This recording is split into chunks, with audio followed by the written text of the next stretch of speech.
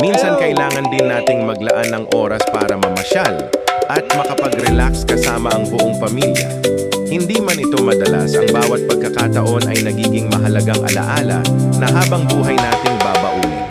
Napakasarap sa pakiramdam na makita ang kagandahan ng kalikasan, ang iba't ibang uri ng hayop, ang matatayog na puno, ang makukulay na bulaklak, at ang sari-saring halaman na tunay na nagpapakita ng ganda ng nilikha ng Diyos.